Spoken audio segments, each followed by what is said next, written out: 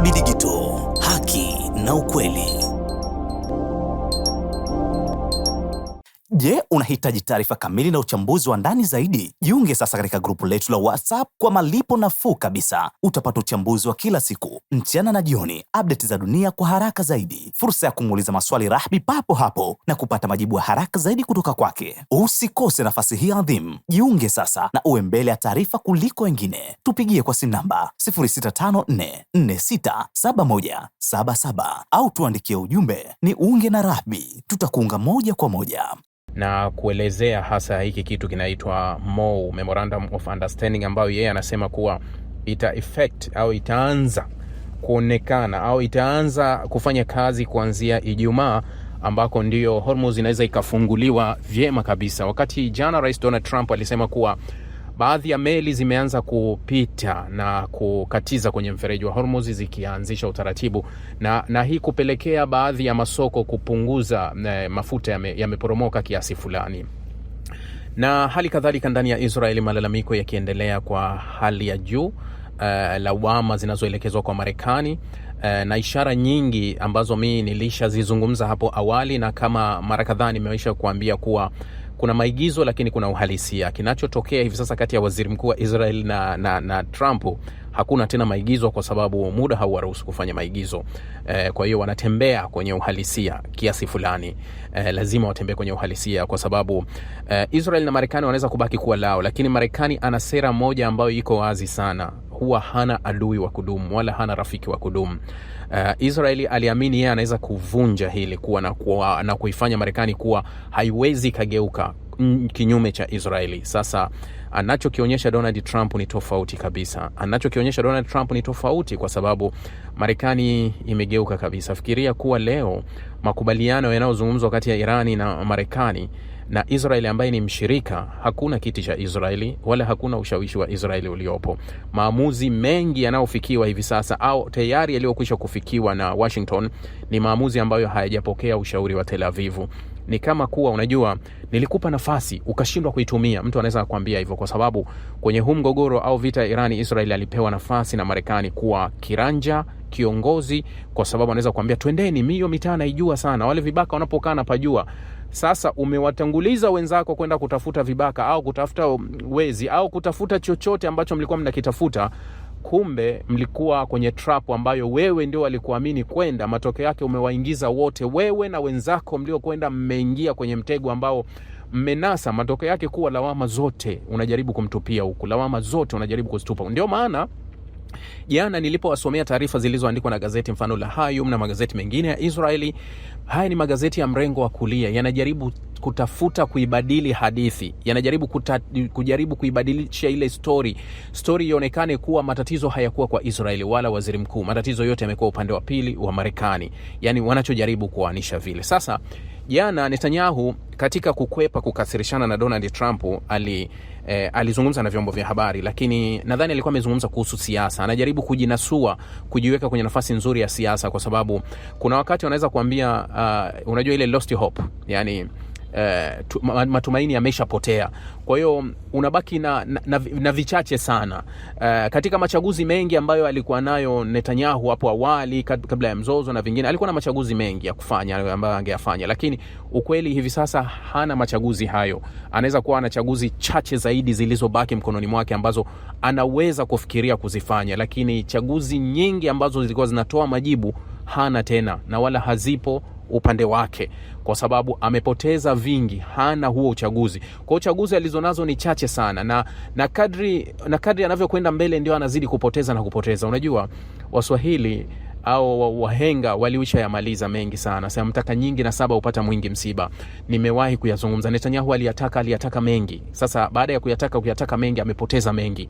Ni uhalisia, amepoteza vingi. Hata pale anapojaribu kuongea kuwa kama hakuna kilichotokea, hakuna chochote ambacho ambacho kiko kwenye uhalisia. Nilikuwa nimesoma makala moja, andiko moja limeandikwa kwenye jarida la Arabia ambao linamuelezea Netanyahu. Nitakusomea halafu nitakuambia baada ya hotuba yake kile ambacho wanasiasa wa Israeli wameendelea kuongea. Acha jana walimkosoa, vyombo vya habari vilikosoa sana makubaliano, lakini wanasiasa wa Israeli walichokisema baada ya Netanyahu kuzungumza. Benjamin Netanyahu anaweka dau kwamba vita vyake pamoja na Rais Donald Trump vitawaangusha watawala wa kidini wa Irani na kujiimarisha kabla ya uchaguzi wa nyumbani, kama mbunifu wa muungano wa Marekani na Israeli ambao ungeunda upya Mashariki ya Kati. Yani hii ni ndoto ambayo walikuwa nayo, na hii ndoto ilianza baada ya vita ya Hezbollah ya 2024, wakati waziri mkuu wa Israel Netanyahu alisimama kwenye vyombo vya habari akasema kuwa sasa tunachora upya Mashariki ya Kati. Na baada ya kuchora upya Mashariki ya Kati, walikuwa wanaileta katika nadharia yao, wakaanzia Syria, wakabadili utawala. Kwa hiyo mchoro ambao walikuwa wameuandaa na mkakati ambao walikuwa wameuandaa kupitia Donald Trump na washirika wengine, walikuwa wanachora upya Mashariki ya Kati. Yani walikuwa wanabadili kila kitu. Matokeo yake wamechorwa wao. Yani mabadiliko yamekuja kuelekea kwao. Sasa waziri mkuu wa Israeli aliyehudumu kwa muda mrefu zaidi yuko kwenye mgongano na Trump kuhusu rais wa Marekani akitaka kujiondoa kwenye vita, huku malengo ya wanaume wote wawili yakiwa hayajatimizwa na shughuli za kijeshi za Israeli zikiwa zimefungwa mikono nchini Lebanoni. Kwa sasa maafisa wa Israeli wamekuwa waangalifu hadharani kwa kuogopa kumkasirisha mshirika wao muhimu zaidi anayejulikana kuwa mkali kwa wakosoaji. Yani hivi sasa ukiwasikiliza wanajaribu kuzungumza kwa tahadhari sana, kuhofia kumkasirisha Donald Trump kwa sababu anaweza kukasirika zaidi wakapoteza zaidi. Kwa hiyo wanazungumza kwa tahadhari, akiwemo yeye Netanyahu jana alivyokuwa akizungumza na vyombo vya habari. Jana amejisifu kuwa kama sio mimi na Donald Trump leo Israeli ingekuwa inaenda kuangamia kwa sababu Irani wangekuwa wameshaimaliza Israeli. Amejaribu kuzungumza, lakini uhalisia anaozungumza sio uhalisia wa kweli, japo kuwa anajaribu tu kuaminisha kuwa imekuwa hivyo.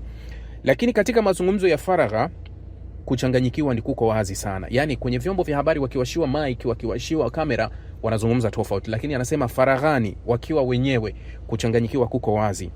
Makubaliano ya awali ni mabaya kwa Israeli, alisema afisa mmoja mkuu wa Israeli, akitoa tathmini ya wazi kwa sharti la kutotajwa jina. Na hakuna mtu katika uongozi wa Israeli anayeona vinginevyo, kuanzia waziri mkuu hadi wafanyakazi. Yani kuanzia waziri mkuu mwenyewe anafahamu kuwa hakuna makubaliano yoyote yaliyo upande wetu, kila kitu hakiko sawa. Kwa hiyo wote wanaona katika nadharia hiyo, lakini wanajaribu tu kujidanganya wenyewe tu kuwa hii iko hivi, lakini kiuhalisia wanajua wenyewe. Washington imesema kwamba siku 60 zijazo, wakati wa kusitisha mapigano, itajadili masharti kamili ambayo yatashughulikia wasiwasi wa Marekani na Israeli, hasa kuhusu mpango wa nyuklia wa Irani. Lakini maafisa wa Israeli waliambia Reuters kwamba walidhani kipindi cha mazungumzo chini ya makubaliano hayo kingeweza kuongezwa, na hivyo kuizuia Israeli kuchukua hatua za kijeshi, huku wasiwasi wake ukiendelea kutatuliwa. Netanyahu na Trump wamegombana mara kwa mara kuhusu kukataa kwa Israeli kuzuia harakati zake za Hezbollah inayoungwa mkono na Irani nchini Lebanoni, ambapo kukomesha uhasama ni hitaji muhimu la Irani. Tena leo wakati anazungumza na vyombo vya habari, Arakchi amesema hivi: Marekani na Israeli tunajua wamefungamana pamoja, ndio wameleta haya masharti yao mezani, wako pamoja. Anasema Irani iko na Hezbollah kwenye meza upande wa pili, kwa hiyo kila upande uchukue cha kwake, kuwa hatuwezi kuacha hili. Na katika kuwasuta, unajua Arakchi jana alimpigia simu rais wa Lebanon Joseph Aoun, akazungumza na spika wa bunge pia Nabi Berri, akamwambia kuwa akawasomea sasa vifungu vilivyopo kwenye makubaliano ambavyo vinahusu Lebanoni. Yani Lebanoni, kama nilivyowaambia jana, Lebanoni imefungamanishwa na makubaliano rasmi. Yani iko kamili na makubaliano, kwa sababu alichokizungumza Arakchi pia leo na vyombo vya habari, anasema kuwa bila utulivu, bila kuwepo amani Lebanoni, bila kuachwa mapigano Lebanoni, hakuna mazungumzo. Yani ni Marekani kama kapigwa kitanzi ili apambane na Israeli. Nilisema Marekani kapelekwa apambane yeye na Israeli. Israeli wanaiona Lebanoni na Netanyahu kama ni turufu yao ya kujificha kwenye chaka ili wacheze michezo ya kisiasa. Sasa Irani ameamua kuwarushia kuwa pambaneni wenyewe. Yani wewe pambana na mwenzako, mimi bila yani swala la Lebanoni limekuwa ni la msingi na la mbele katika mambo ya kwanza kabisa ya mazungumzo, ndio ambacho alikuwa anakizungumza. Sasa Netanyahu alisitisha mashambulizi siku hiyo, lakini akayapiga vitongoji vya kusini mwa Beirut wiki moja baadaye na kusababisha mashambulizi ya makombora ya Irani dhidi ya Israeli na kukemewa hadharani na Donald Trump. Saa chache kabla ya Marekani na Irani kutangaza makubaliano yao ya muda, Israeli ilipiga tena Lebanoni siku ya Jumapili baada ya roketi kuzinduliwa dhidi ya Israeli kutoka Lebanoni. ambao Trump alielezea kama ilikuwa tukio dogo sana na lisilo na maana. Netanyahu alisema kwamba Israel imeibuka imara na thabiti ikiwa na uongozi imara na wenye busara. Katika mkutano wa waandishi wa habari huko Jerusalem Jumatatu jioni, alikiri kwamba yeye na Trump wakati mwingine wamekuwa na tofauti zao. Yeye ni rais wa Marekani, mimi ni waziri mkuu wa Israel. Mara nyingi tunaonana ana kwa ana, kuna nyakati ambazo hatuonani ana kwa ana. Mimi ndiye ninayesimamia maslahi ya usalama wa Israeli, Netanyahu alikuwa anasema. Yani anashindwa kumpinga wazi wazi Donald Trump kuwa sikubaliani na ulichokiamua, lakini anajaribu kuanisha kuwa maamuzi yake sio yake. Yani ni maamuzi ya pamoja ya Waisraeli. Anasema huu ni wakati mgumu sana wa tofauti ya maslahi, alisema Dan Shapiro, balozi wa zamani wa Marekani nchini Israel chini ya utawala wa Obama, sasa akiwa na taasisi ya ushauri wa baraza la Atlantiki. Anasema hivi, atajaribu kutopinga waziwazi mkataba huo. Yani anamkusudia Shapiro huyo, anasema huyu ni mshauri. Anasema Netanyahu atajitahidi kutokupinga waziwazi mkataba huo ili asiingie katika ugomvi na Trump, alisema, lakini ataonyesha kuwa Israeli haifungwi nao na Israeli itaendelea kuhifadhi haki hiyo. Israeli imesema haifungwi na makubaliano ya Marekani na Irani. Makubaliano ya uelewano kati ya Marekani na Irani yanatarajiwa kusainiwa Ijumaa nchini Uswisi, ingawa masharti sahihi hayajulikani mara moja. Mpatanishi Pakistani alisema makubaliano hayo yalitaka kusimamishwa kudumu kwa shughuli za kijeshi katika pande zote, ikiwa pamoja na Lebanoni. Netanyahu alisema kwamba Israeli itaweka vikosi vyake kusini mwa Lebanoni na kudumisha uhuru wa kuchukua hatua dhidi ya mashambulizi ya Hezbollah. Irani ilitaka tujiondoe, lakini nilisimama kidete, aliwaambia waandishi wa habari. Tunaweka uhuru wetu wa kuchukua hatua na tunaweka eneo la usalama ili kuwalinda raia wa kaskazini, alisema. Makubaliano ya muda yatafungua tena eneo la mafuta la mlango wa bahari wa Hormuz, huku yakiacha hatima ya mpango wa nyuklia wa Teherani kutatuliwa wakati wa kipindi cha mazungumzo ya siku 60 kuelekea makubaliano ya mwisho. Sasa haya ni baadhi ambayo yalikuwa yameandikwa kwenye vyombo vya habari vya Al Arabia imeandika, lakini kitu kama hicho, unajua Donald Trump naye atakuja kudai hivi kama alivyodai huko. Yani kuwa alikuwa akizungumza na vyombo vya habari pia jana, na naye alizungumza kama kanadharia ya Netanyahu vile kwa kama tumeshinda. Yani anazungumza kuwa kama tumeshinda hii vita. Sasa nilikuwa ninaangalia ndani ya Israeli ukosoaji ulikuwa umeelekezwa kwa waziri mkuu, wanasiasa. Kwanza vyombo vya habari vya Israeli na wanasiasa wa Israeli walikosoa vikali hotuba ya hivi karibuni ya waziri mkuu Netanyahu, wakimtuhumu kwa kushindwa kufikia malengo ya vita na kuacha maswali muhimu bila majibu baada ya makubaliano na Irani. Hili huwa ninawakumbusha na ninawaambia mara nyingi kuwa Israeli huwa wanaigiza vyote, hawaigizi kuhusu hali halisi ya kwao. Usalama unaohusu wao, maisha yanayohusu wao huwa hawaigizi. Wanaweza wakaigiza wengine tu kuambia kuwa kulikuwa kuna Hamas, kulikuwa kuna nini tukashambulia huko, wanaweza wakaigiza. Hapa huwa hawaigizi.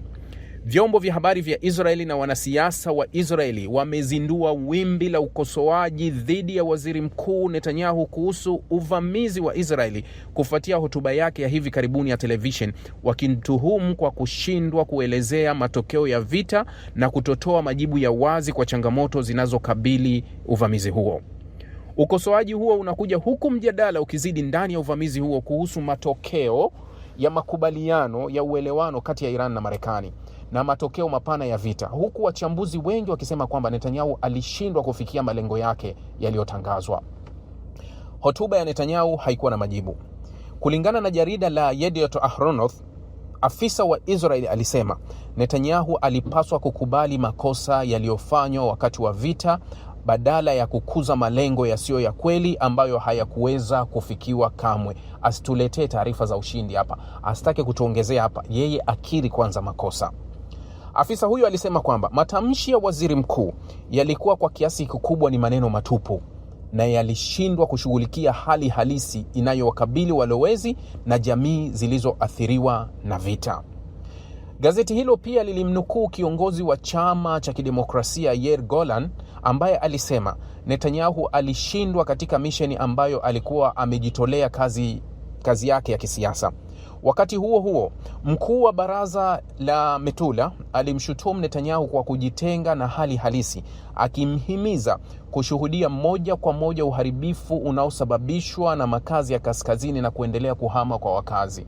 Wakazi wa kaskazini mwa Israeli ni wale wanaokabiliana na Hezbollah moja kwa moja kule. Sasa amejitenga na hali halisi, anasema. Channel 13 yenyewe ilihoji uamuzi wa Israeli wa kuanzisha vita. Channel 13 ya Israeli ilimnukuu afisa aliyeelezea hotuba hiyo kama isiyotoa majibu, yani sifuri, kwa taifa linalopitia miaka migumu zaidi katika historia yake. Wachambuzi wa kisiasa wa channel hiyo walikwenda mbali zaidi, wakisema kwamba Netanyahu hakupaswa kamwe kuingia vitani hapo awali. Mwandishi mmoja wa habari alikosoa, anasema matarajio ya mapema yanayozunguka mabadiliko ya utawala nchini Irani, na kusema vita hivyo hatimaye vimeshindwa kutoa matokeo yaliyoahidiwa na uongozi wa Israeli. Channel ya 14, Channel 14 ya Israeli inasema yenyewe, Channel ya 14 ilisema maswali muhimu zaidi yanayozunguka vita hayajajibiwa baada ya hotuba ya Netanyahu, ikielezea hotuba hiyo kama haieleweki na inatia wasiwasi. Channel hiyo ilisema kwamba masuala muhimu yaliachwa bila kutatuliwa na kwamba umma haukupokea maelezo ya kuridhisha kuhusu matokeo ya vita. Mtoa maoni wa Israeli Guy Maron pia alimkosoa rais wa Marekani Donald Trump, akisema kuwa alikuwa ni mjinga wa kiwango cha hali ya juu na kuishutumu serikali yake kwa kushindwa kupata mafanikio yenye maana dhidi ya Irani. Maroz alisema kwamba kampeni ya shinikizo la Marekani ilishindwa kubadilisha msimamo wa Irani na kwamba Teherani haikuathiriwa sana na vitendo vya Marekani kwa vyovyote vile. Wakosoaji wanasema MOU ilifichua kushindwa kwa Netanyahu. Ukosoaji uliongezeka baada ya Netanyahu kutangaza mipango ya kuimarisha ushirikiano wa kikanda, kufuatia kujitosheleza zaidi kijeshi na kudumisha vikosi vya Israeli ndani ya eneo la usalama kusini mwa Lebnani. Netanyahu pia alikiri kwamba kutokubaliana mara kwa mara hujitokeza kati yake na Trump, huku akisisitiza kwamba maslahi ya usalama wa Israeli lazima yaendelee kutetewa.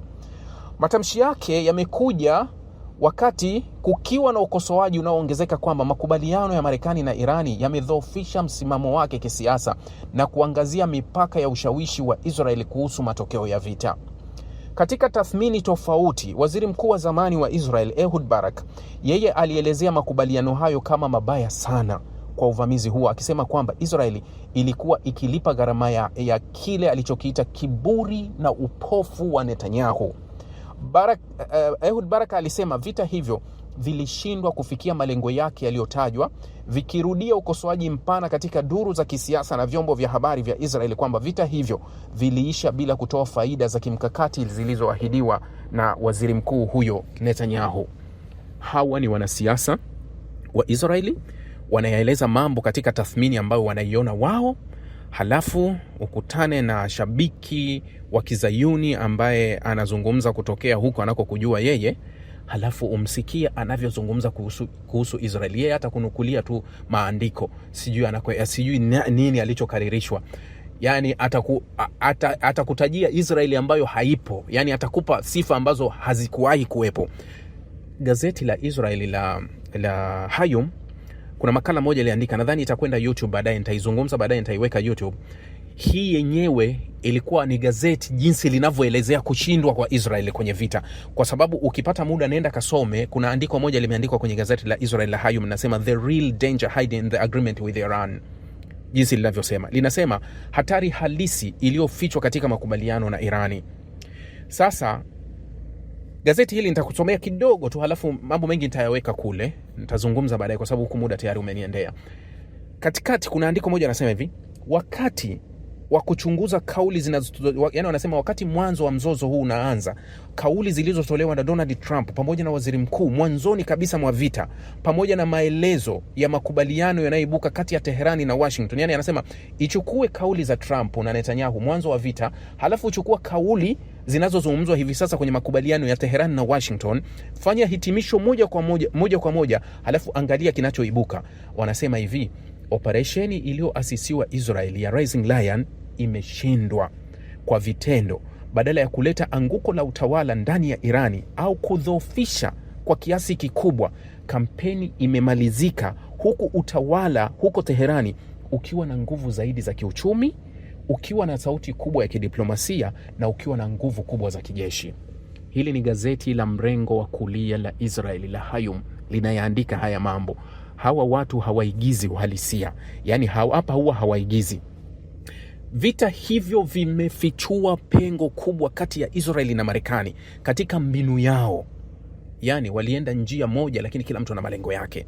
Na hasa lilipokuja suala la nia ya kufikia makubaliano nayo, mbaya zaidi ikiwa Rais Trump atafuata makubaliano na Irani, ni vigumu kuona rais yoyote wa Marekani baadaye akichagua kurudi kwenye tukio la kijeshi dhidi yake katika siku zijazo zinazoonekana. Hili niliwahi kuwagusia kiasi, nikawaambia kuwa Marekani kama watanyanyua daruga zao kuondoka, basi hakuna rais mwingine ambaye atakuja kufanya hii blanda ambayo marais wote walikataa kuifanya na Trump peke yake ndo akaifanya.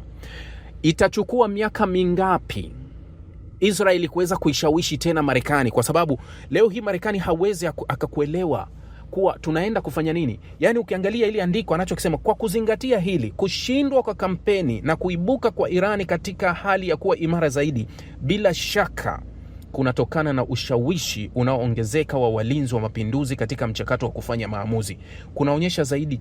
Kunaonyesha zaidi chochote kushindwa kwa mkakati wa Israeli kuelekea Irani.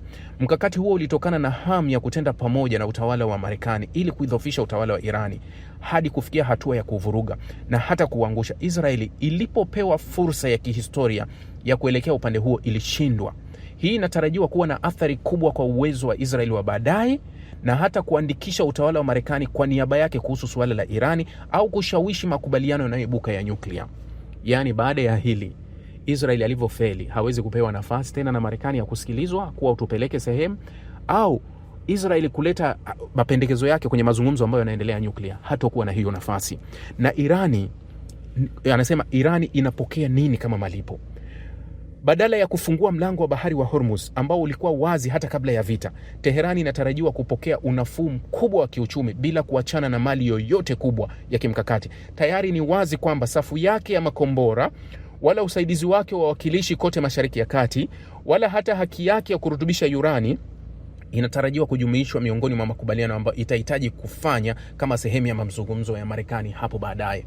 Yani anasema kuwa Irani leo hii inalipwa fedha nyingi, maana inatajwa karibu 300 billion italipwa kwa ajili ya ujenzi wa Iran, lakini 12 billion zitaachiliwa. Sasa huyu anauliza, anasema kuwa Irani inakwenda kupokea hizi fedha, yenyewe imetoa nini? Yani nini ilichokitoa? Kwa sababu Irani inakwenda kupokea hizi fedha hali ya kuwa ilikuwa imeshikilia mlango wa Hormuz ambao ulikuwa wazi kabla ya vita. Yani wameenda kulipwa kwa kitu ambacho hawakutarajia. Kuhusu mataifa ya Ghuba, pia ni wazi kwamba kukatishwa tamaa kwa Israeli hakujizui kujitenga na Teherani, lakini pia wanadumisha na labda hata kuimarisha uhusiano nayo hapo baadaye. Maanake wanasema kuwa baada ya hili Israeli kapoteza. Leo hii huwezi kumlinganisha Israeli na Irani kuwa wale washirika wa kikanda watajipendekeza kwa Irani kwa sababu Israeli kapoteza, hata kuwa tena na ushawishi na hawa. Hii ni kweli. Falme za Kiarabu pia. Kwa hivyo matumaini ya Israeli kupanua makubaliano ya Abraham kuhusu nguvu ya mafanikio ya kampeni hiyo yanafifia haraka. Yani leo hii hakuna tena zile nguvu za kusema kuwa Israeli alikuwa na nguvu, inabidi tuungane naye. Yani baada ya hayo makubaliano Israeli anafungwa kama hakuna tena masuala ya Abraham. Hana Israeli pia itajikuta imetengwa kuhusu suala la Irani. Yani katika maamuzi ya Irani halipo. Ikibaki kuwa nchi pekee inayoamini nguvu ya kijeshi inaweza na inapaswa kutumika kuleta mabadiliko ya kimsingi katika Jamhuri ya Kiislamu. Kwa maana hii, kushindwa kwa Israeli kunahitaji tathmini mpya ya mikakati wake kuelekea Teherani, kulingana na uelewa wa wazi kwamba makubaliano yanayoibuka yanaweza kuashiria wakati mgumu kuhusu uwezekano wa kuangusha utawala huko. Kwa kuzingatia ukweli huu, Israeli lazima itengeneze vipaumbele vya kweli na vilivyozuiliwa zaidi katika mkakati wa baadaye. Yani anakusudia kuandika kuwa mkakati wa Israeli ambao imekuwa ikiuamini kuwa mkakati wa kijeshi kuelekea kwa Irani ulishafeli na hauwezekani. Kwa hiyo ni lazima Israeli kama ina nia hiyo ya kufikia hayo kuja kubadili Irani, ibadili kabisa mkakati wake, kwa sababu mkakati wake wa kijeshi hautoungwa mkono na yoyote katika ile eneo. Teherani linapokuja swala hilo ilitoa kidogo na kupokea mengi. Marekani ilitoa makubaliano makubwa na ikapokea zaidi ya ufunguzi wa mlango wa bahari wa Hormuz kama malipo. Israeli kwa upande wake ilijikuta nje ya meza ya kufanya maamuzi bila uwezo wowote wa kushawishi mchakato huo. Teherani limepokuja swala, yani Teherani imetoa kidogo ikapokea zaidi. Marekani imetoa makubaliano makubwa na ikapokea zaidi. Yani Marekani alichopokea ni kufunguliwa tu mlango wa Hormuz, lakini katoa zaidi kwa Iran. Lakini Israeli kwa upande wake yenyewe imejikuta nje hata ya mazungumzo, haikuwepo. Hivi ndivyo operation ya Rising Lion ilivyoenda kuanguka. Makala ni ndefu, unaweza ukaisoma kwenye gazeti la Israel Hayom ambao wameliandika. Nimetaka kukugusia tu kwa hapo uelewe what the situation is, dunia inakwenda wapi na hali halisi iliyopo ulimwenguni. Jamani,